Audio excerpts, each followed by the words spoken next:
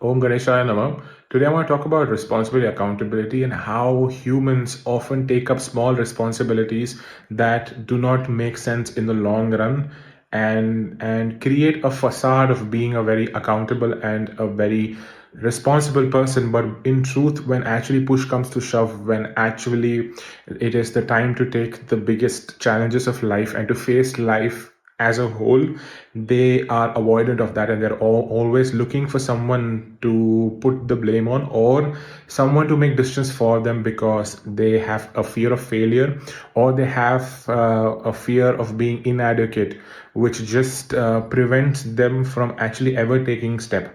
But in order to avoid that, in order to ever face looking at that, they often take up multiple responsibilities that are very short and that anyone could have anyways done it, and that do not add up in the long run. But through that, they create this image around. And this is the way by which we often delude ourselves into believing that we are a very accountable and a very responsible person. But in truth, when it is the time to take the actual decisions, it is the time to actually take responsibility of your life and to take a stand, to stand for yourself and to be there and to face the potential backlash that you're going to get for taking these decisions, the potential failure that you will face for taking and standing up for yourself. In those cases, these people are going to just find ways to blame others, or find ways or excuses to make, by which they can again further somehow avoid responsibility, avoid accountability, because the reasons that they find are very valid on paper. But when you get to the core of them, when you get to the core and you see the truth, it is just the fear of failure acting out. It is just the fear of looking at themselves acting out. So then they find reasons to put others. And this is a very subtle play on the victimhood as well. Of course, everyone goes through difficulties in life, everyone is faced through challenges, but giving away your power is something that you do by your own self. Nobody takes that away from you. So it is very subtle in the way in which how our psyche plays with us when we try to look into how certain decisions were made or why they were made. You can give a very valid reason on the surface, but when they are looked within, when you do some shadow work and you find out, you will see that it was often the most convenient thing that they picked up, because the opposite decision or the opposing thing was something that required a lot of courage. That's something that required a lot of balls to do, which unfortunately they did not have at that particular point of time. And now their mind or their psyche has found reasons to latch onto, which justifies their behavior, which justifies why they did what they did. So this is a very subtle shadow that exists in all of us. This is, you can look at different things. Like, for example, people often complain, like parents could be complaining of being very busy and not having time for their children. But in truth, they are just finding more things to be busy so that they can successfully avoid the intimacy that comes with their children, because their actual true deep essence is actually fear of intimacy, or fear of being vulnerable, or fear of being perceived and looked at, because there's a fear of being seen.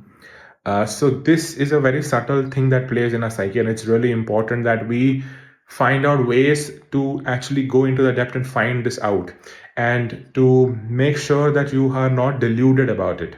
Because the first thing that you do is actually take accountability and responsibility about this stuff itself. That, okay, in the past you might have done this, or you have doing this, or this is what your pattern is, and that is completely fine. As soon as you decide that, that is when you can actually make changes. But if you go ahead and again find reasons to deny this, because it is again, that program playing through, you're already stuck in the cycle, because now you're looking for everyone else to decide and to do things so that they can indirectly make decisions for you. So this is a very, very subtle shadow aspect that plays around in our lives and in the lives around us, where people often create facades where they delude themselves into believing that, and on the surface they're going to look a certain way. A person could look very busy, but in truth he's just doing a lot of shit to avoid the real work. Someone could be looking at being a very responsible person, but they are just taking up useless responsibilities which look very real and very important. Oh, I need to cook food. That is such a big responsibility.